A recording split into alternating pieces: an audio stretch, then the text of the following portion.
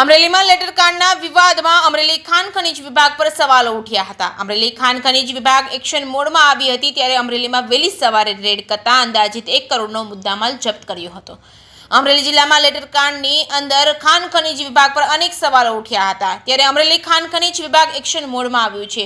Collector Amreli નાઓની સૂચના અને માર્ગદર્શન હેઠળ ભૂસ્તરશાસ્ત્રી અમરેલીની ટીમ દ્વારા વહેલી સવારે આકસ્મિક તપાસ હાથ ધરતા કુકાવા વડિયા રોડ ખાતેથી 3 સાદી રેતી ખનીજના ડમ્પર, 3 કાર્બોસેલ ડમ્પર એમ મળીને કુલ 6 ડમ્પર મળીને અંદાજિત 1 કરોડનો મુદ્દામાલ જપ્ત કરીને અમરેલી ખાણ ખનીજ વિભાગ દ્વારા ભૂમાફિયાઓ સામે કડક કાર્યવાહી કરવામાં આવી છે.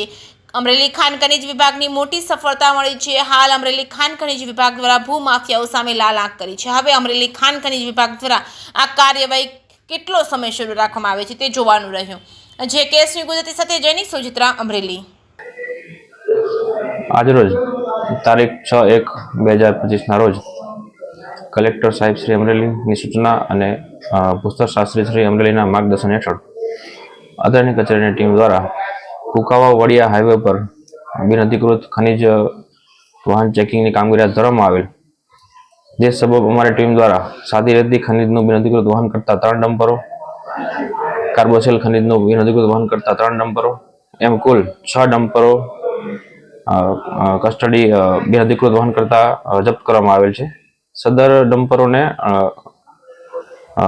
આશરે 1 કરોડ જેટલો મુદ્દામાલ થાય છે અને સદર તમામ ઇસમો સામે ખનિજના નિયમો મુજબ કાયદેસરની કાર્યવાહી હાથ ધરવામાં આવશે. સદર હાલના ચાલુ વર્ષમાં ખાણ ખનિજ ટીમ દ્વારા આ સૌથી મોટી રેડ કરવામાં આવેલ છે. આગળની ભૂમાફિયાઓ સામે કેવી લાલાક કરવામાં આવશે? આગળના સમયમાં પર અમને આ વર્ષે અમારા કમિશનર શ્રી ગાંધીનગર દ્વારા પણ સૂચનામાં આપવામાં આવેલ છે. એટલે આ સતત આ રીતે અમારી કામગીરી હવે ચાલુ રહેશે.